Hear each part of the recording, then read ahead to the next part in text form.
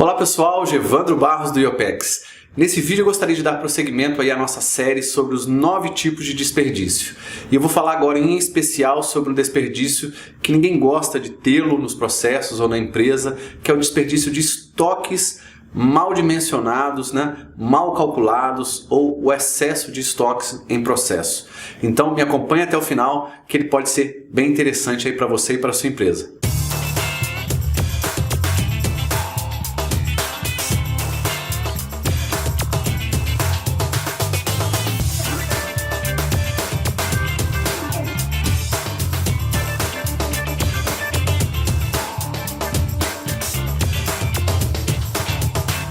Bom, então vamos lá. Quando a gente fala em estoque, a gente precisa pensar de duas formas, Eu preciso ver o estoque de duas maneiras aí gerais, Uma é o estoque de produto acabado, ou seja, aquela quantidade de produto que já foi elaborada, já foi realizada, já foi feita e está no final do seu processo, pronto para ser entregue para o cliente e que pode estar parado, pode estar obsoleto, pode estar mal dimensionado em função da sua demanda diária, semanal ou mensal. Então o estoque de produto final é uma coisa que a gente vai falar nesse vídeo também. E a segunda coisa é o estoque em processo, ou seja, para cada uma das etapas do processo que você tiver, você vai fazer algum certo tipo de estoque, seja ele de produto, seja de insumo, e se você trabalha no escritório, saiba que você também tem muito estoque aí de documento, de e-mail, de informação, de projeto, independente daquilo que você faça, Todos esses 9 tipos de desperdício que eu falo aqui servem tanto para empresas que produzem alguma coisa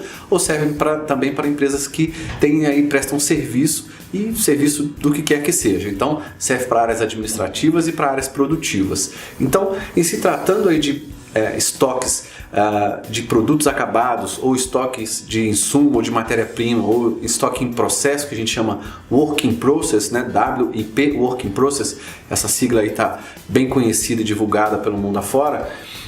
A gente precisa analisar os estoques para quê?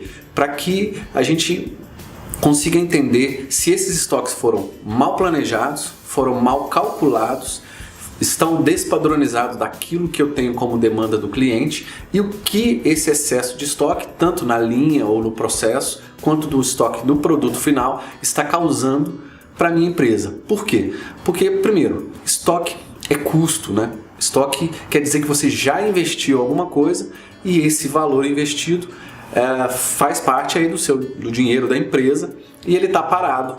Aquilo que não foi vendido ainda para o cliente e não entrou em caixa, ele está literalmente parado. Então, quanto mais estoque você tiver no seu processo e mais estoque de produto acabado, produto final você tiver, com certeza, mais dinheiro parado você vai ter. Então, ter um estoque significa, no final das contas, primeiro, custo para a sua empresa, porque quanto mais estoque, seja ele em processo, seja de produto acabado, mais dinheiro você investiu e mais dinheiro parado você tem. Vai significar também ocupação diária, A gente já falou sobre diversos outros desperdícios, eu vou falar sobre esse desperdício diário mais para frente, mas ele vai te ocupar muito espaço, porque quanto mais estoque você tiver dentro da sua empresa, mais locais para acondicionar esses estoques você vai precisar. Ele vai ocasionar também um problema de gestão desse inventário, porque tem muita coisa que vai ficar dispersa na sua empresa e você vai precisar gastar com pessoas para gerir esse inventário e vai gastar também, seja com área, seja com transporte, seja com equipamento para ficar levando os seus estoques de um local para outro. Então isso é muito improdutivo e ele vai acabar causando outros desperdícios dentro do seu processo. Então quais seriam aí as possíveis causas para esses problemas de excesso de estoque ou estoques mal planejados dentro da sua empresa? A primeira causa que eu gostaria de citar é uma produção excessiva, ou a gente chama de superprodução, uma produção que eu fiz antes da hora ou fiz mais do que deveria fazer. Se isso acontece na sua empresa, tome muito cuidado, porque você vai estar gerando tanto nos processos intermediários um work in process, um estoque intermediário, quanto lá no final você também vai gerar um estoque a mais do que aquela demanda que o cliente está te solicitando, seja mensal, seja semanal e também diária. Então, excesso de estoques, ou seja, peças, produtos ou serviços elaborados e produzidos mais do que necessário vai te causar esse problema de estoque com toda certeza. Uma segunda causa é o desequilíbrio no processo. Porque se você faz uma etapa do processo, faz muito estoque entre um processo e outro, muitas vezes você vai quebrar esse fluxo, né? O próximo processo, a próxima pessoa que vai pegar essa próxima atividade pode ficar se enrolando, perder tempo, pode causar algum defeito ou falha naquele estoque, porque vai ficar movimentando uma peça ou um produto de um lado para outro. Isso causa muito problema na produção. Quando é documento, tem troca de lugar, de ordem, então não se respeita um FIFO, né? Um First In, First Out, que é o primeiro que sai, tem que ser geralmente o primeiro que entra, ou o primeiro que é passado à frente, e aí causa de novo um desfluxo ou um contrafluxo no processo. Isso é muito prejudicial para a sua empresa. A terceira causa que eu gostaria de citar são os grandes lotes de produção. Muitas vezes o setor de planejamento ou comercial, quem quer que seja que compre aí na sua empresa, por calcular de uma maneira inadequada ou por querer uma promoção mais à frente ou querer saber que tem uma área ali para colocar, vai lá e coloca muito produto, muita peça, muita informação naquele local, ele acaba fazendo lotes de produção muito grandes, né? E isso, primeiro, pode te custar financeiramente, porque você está pagando por aquele estoque que não era exatamente aquele que você precisava, e segundo, porque você vai causar outros desperdícios, porque você vai precisar de área para acondicionar, você vai precisar de pessoas para locomover aquele excesso de estoques. Então, lotes de produção muito grandes, mesmo na área de serviços, né? A gente tem que otimizar aí o nosso fluxo para que o meu lote de passagem das informações também seja o mais bem calculado e planejado possível. Por exemplo, quem trabalha na área de informática, eu já tive projetos grandes nessa área, né, de prestação de serviço de informática, e existem aí em projetos, né, diversas demandas onde o fluxo de informação precisa estar muito linkado com as etapas que o cliente está te respondendo em termos de feedback. E aí, se você não tem esses gates de controle, né, para cada etapa do seu processo, o que vai acontecer?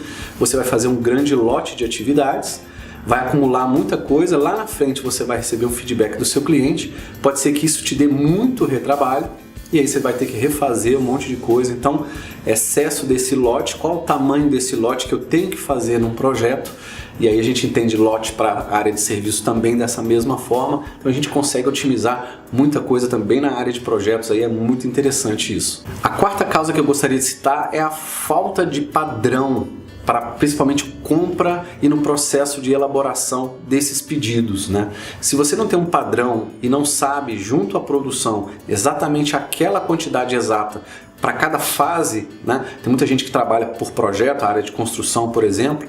Pode ser que numa fase do projeto meu lote é de um tamanho, pode ser que uma outra fase do projeto meu lote aumente, porque eu estou passando de fase em fase com demandas diferentes. Se é uma produção de uma empresa que tem uma demanda fixa, qual o melhor lote possível para eu poder calculá-lo de acordo com a demanda do dia, da semana e do mês, e aí fazer aquele conceito que eu vou falar daqui a pouquinho, que é um conceito de supermercado, que é completamente diferente de lote econômico. Eu não acredito que o conceito de lote econômico funcione, e aí existem diversas justificativas que estão fora desse vídeo, posso explicar mais para frente. Eu acredito no conceito de supermercado e no conceito de cálculo de um sistema puxado a partir da demanda do cliente. Então, falta de padrão nas compras, né, no seu procedimento de compras, não sabendo exatamente aquilo que está casado com o que a produção precisa entregar para o cliente, vai fazer você ter muito estoque e isso pode te causar prejuízo também.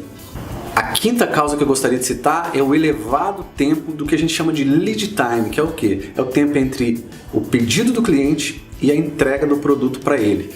Quanto maior o lead time de um produto, né, na linha de produção, passando desde a hora que o invoice ou o pedido do cliente chegou até você e você entrega o resultado para ele, maior a probabilidade de nessas etapas do processo você gerar estoques, tanto intermediários quanto final. Então, encurtar esse lead time vai te forçar a encurtar também ou diminuir os seus estoques, porque você vai observar um monte de coisa nos seus processos que podem te ajudar e aí também cair o custo, porque estoque, na verdade, é um custo que já está empatado dentro do seu fluxo de caixa aí. E a sexta e última causa que eu gostaria de citar é a elevada taxa de retrabalhos, né? Quanto mais defeito e mais falho o meu processo tem, seja por equipamento que está ruim, as pessoas estão mal treinadas, a gente já falou sobre esse desperdício num vídeo passado, quanto mais defeito ou falha eu tenho no meu processo, tanto para produto quanto para serviço, mais retrabalho eu vou ter. E se eu tenho mais retrabalho, ele vai me gerar estoque. Por quê?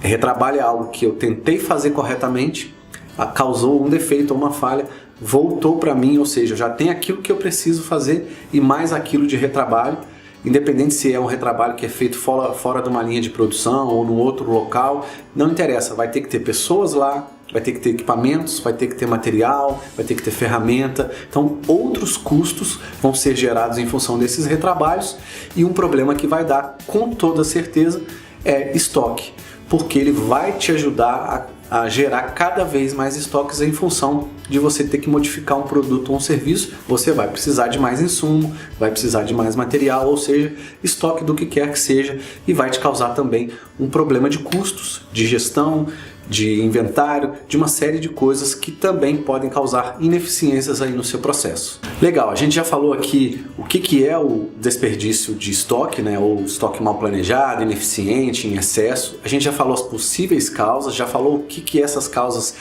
acabam aí ocorrendo dentro da nossa empresa, seja para produto ou serviço. E agora, como é que a gente faz para reduzir ou até mesmo eliminar esses estoques em algumas áreas, mas pelo menos reduzir ao máximo esses estoques, tanto no processo quanto de produto acabado? O primeiro ponto que eu gostaria de falar para vocês é fazer um estudo de demandas, né? Que a gente fala, pegar a área de vendas junto com o marketing, casar e fazer um estudo de demandas. Se a sua empresa tiver aí um setor de planejamento ou alguém que planeja as compras, juntar essas 3 áreas ou 3 processos ou 3 pessoas que cuidem disso. Se for uma pessoa só, ela vai ter que fazer sozinha, mas fazer um estudo da demanda passada, né? Eu sugiro aí pelo menos de 2 a 3 anos, como é que foi historicamente, independente dos meses do ano, né? Tem empresa que vende mais num certo período do ano, tem empresa que, por exemplo, que mexe com chocolate, vai vender bastante no período da Páscoa, vai vender muito no Natal e assim por diante, mas independente do seu mercado, analise a demanda e o seu histórico, né? De como foi seu histórico de vendas aí nos 12, 24 e 36 meses. Para quê? Para que você consiga dimensionar o seu supermercado, dimensionar o seu estoque, tanto em processo quanto de produto acabado, da melhor forma possível e também fazer as suas compras da maneira mais correta com lotes menores. Isso é muito importante. A segunda dica que eu vou dar aí para a gente reduzir ou até mesmo otimizar esses estoques é implementar o que eu já falei um pouquinho aqui, do que a gente chama de sistemas puxados. O sistema puxado funciona, eu vou falar de maneira bem grosseira e bem rápida aqui, como se fosse um supermercado, né? Quando você chega no supermercado, o que você vê? Você vê gôndolas que têm tamanhos exatos, quantidades certas, que ao o cliente vir pegar aquela certa quantidade que ele quer levar, só vai ser reposta naquela gôndola aquela quantidade certa. Então, implementar essa ideia aí, né? E quanto é que tem que ter naquela gôndola? Aquela demanda ou do dia ou da semana, para que até que eu meça o tempo do lead time, né? De eu fazer o pedido para o cliente chegar, eu desembalar o produto, colocar na gôndola e o cliente pegar e levar de novo. Então todo esse timing aí tem umas contas, tem umas fórmulas bastante elaboradas para se calcular isso, tem umas regras aí muito importantes, mas esse sistema que a gente chama de supermercados, a gente chama de sistema puxado, porque a gente começa a dimensioná-lo do final da cadeia, ou seja, do produto acabado, e vai dimensionando cada supermercado até o primeiro processo. Para quê? Para que cada um desses processos, no reverso aí, né, possa abastecer o seguinte e ter exatamente aquela quantidade dos supermercadinhos aí internos até o supermercado grande final do produto acabado da sua empresa. Isso serve para produtos e também serve para serviços da mesma forma. A terceira dica que eu gostaria de dar para você que quer reduzir ou otimizar os seus estoques, principalmente aqueles do work in process, né, que está aí dentro da sua empresa para todo lado, é fazer um estudo levando em conta 3 parâmetros. O valor do seu estoque, ou daquela peça, ou do seu produto, naquele local, o tamanho dele e uma outra variável que é a quantidade.